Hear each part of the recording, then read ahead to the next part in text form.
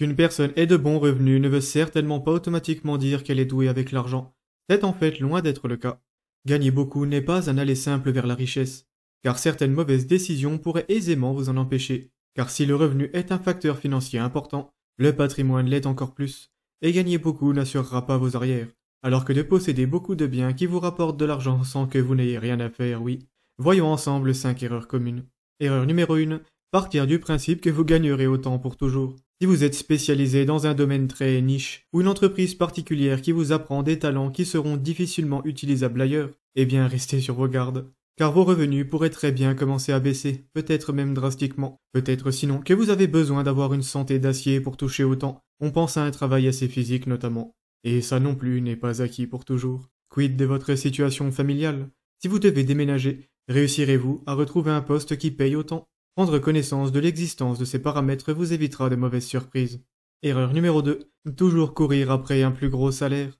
Cette raison peut vous sembler étrange, mais il y a une logique imparable derrière. Souvenez-vous pourquoi vous cherchez à gagner plus à la base. Subvenir à vos besoins, et ceux de votre famille bien sûr, ça part de là. Mais vous souhaitez peut-être aussi sécuriser votre retraite, et enfin avoir du temps pour profiter de vos loisirs et de vos proches. Et s'il est à peu près certain que de travailler longtemps et d'avoir de plus en plus de responsabilités parfois stressantes sera très efficace pour les 2 premiers objectifs, ce sera toutefois clairement au détriment du troisième, et au détriment de votre qualité de vie en général. Être très confortable financièrement n'a de valeur que si vous avez le temps pour en profiter. Se laisser obnubiler par l'argent tout en passant à côté de moments qualitatifs avec vos proches est un piège commun. Vous avez d'ailleurs sans doute déjà vu ça dans beaucoup de films, où le père de famille commence en galère d'argent pour une raison ou une autre, ce qui pousse tout le foyer dans une position délicate. Il se débrouille ensuite d'une façon légale ou pas, si on pense à Breaking Bad pour ne citer qu'un exemple. Pour gagner plus, et il y parvient, arrive ensuite un moment où tout le monde est à peu près heureux. Mais cette personne prend goût à l'argent et travaille encore et toujours plus, dépassant largement les objectifs de base et se faisant au détriment de sa vie de famille. Ne devenez pas cette personne, et apprenez à utiliser votre temps efficacement pour jouer sur les 2 tableaux que sont la vie professionnelle et personnelle sans négliger ni l'une ni l'autre. Erreur numéro 3, l'inflation du niveau de vie. Vous gagnez beaucoup d'argent, c'est formidable. Peut-être que c'est arrivé assez rapidement d'ailleurs, et que vous avez décidé d'en profiter pour laisser libre cours à presque tous vos fantasmes. Plus gros salaire peut dire que vous pouvez prétendre à une belle voiture neuve par exemple, pour laquelle vous avez vu gros et avez en plus décidé de la financer. Car oui, gagner beaucoup ne veut pas dire que vous avez déjà beaucoup d'argent, donc un crédit est le bienvenu. Et le raisonnement est peut-être le même pour votre résidence principale d'ailleurs. Vous gagnez beaucoup, donc le banquier vous aime bien. Il vous propose un prêt avec de grosses mensualités pour que vous puissiez vous payer une belle maison impressionnante. Attention, on en revient un peu au premier point. Imaginez une seconde que votre salaire vienne à baisser ou pire encore. Votre crédit sur 25 ans et votre belle voiture risquent bien de vous plomber purement et simplement.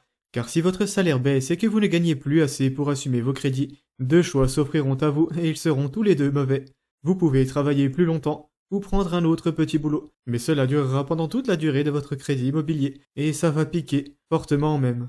Le stress que vous ressentirez sera intense et vous aurez moins de temps pour profiter de la vie et de vos proches, ce qui se ressentira également. Rouler dans une grosse voiture aura une saveur bien différente et vous finirez peut-être par la détester. C'est une anecdote que j'ai entendue très souvent dans le Ramsey Show, donc une émission de radio américaine dont l'animateur aide les familles en galère financière. Sinon, vous pouvez aussi revendre votre maison et votre voiture, ce qui sera généralement la meilleure option bien qu'elle soit terrible elle aussi. La maison aura a priori pris un peu de valeur, donc de devoir la vendre au milieu de votre crédit immobilier ne sera pas si dramatique que ça d'un point de vue financier. Vous avez certes payé les frais de notaire pour rien, vous avez remboursé une grosse partie des intérêts de votre crédit immobilier pour rien, mais vous vous en sortirez en allant louer quelque temps ou en rachetant un bien immobilier beaucoup plus humble.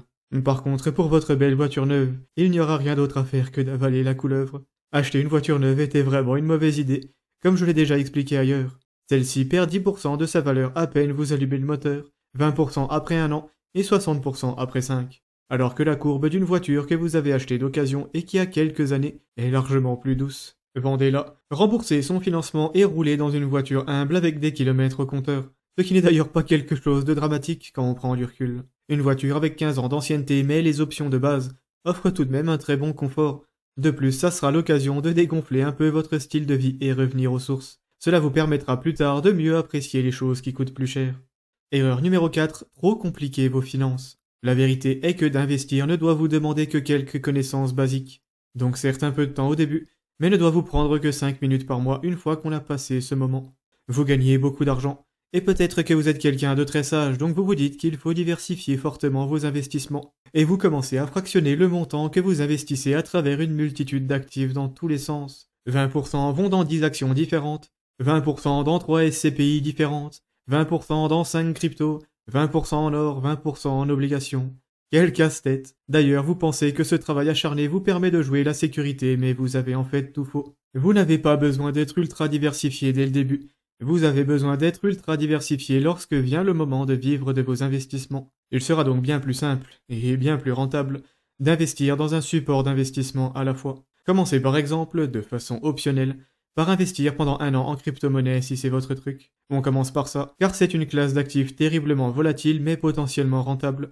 Vous voulez avoir le temps de votre côté pour ne pas être obligé de vendre au mauvais moment. Cela fait, passez aux actions pendant une bien plus longue période, car cet actif est généralement très profitable pour un niveau de risque acceptable, surtout si vous passez par un ETF très large, comme le MSCI World ou peut-être le S&P 500 pour ne citer que. Ensuite, n'investissez en SCPI que pendant un certain temps aussi, puis qu'en obligations et puis qu'en or enfin. Le calcul du temps en question dépend de votre âge, de votre horizon d'investissement et de votre tolérance au risque. Je ne veux pas forcément m'éterniser sur la question car ce n'est pas le sujet de cette vidéo, mais si ce concept vous intéresse et que vous souhaitez jouer la sécurité tout en optimisant vos rendements et en passant très peu de temps à investir tous les mois, ma vidéo sur la diversification vous expliquera plus en détail ce concept. Le lien apparaît en haut et sera aussi en description. Mais le principe est simple. Vous cliquez toujours au même endroit pendant des années, donc aucune réflexion. Puis vous réfléchissez un petit peu et vous recommencez à cliquer tout le temps à un certain endroit pendant plusieurs autres années. Faites ça 4 ou 5 fois. Et vous partirez à la retraite avec beaucoup d'argent, un patrimoine solide et sans avoir la migraine. Erreur numéro 5, ne pas penser aux taxes. Bon, je vais essayer de garder cette section courte et simple, bien qu'elle soit terriblement importante. Vous gagnez beaucoup, donc vous êtes beaucoup taxé. Bienvenue en France. C'est le barème progressif de l'impôt sur le revenu.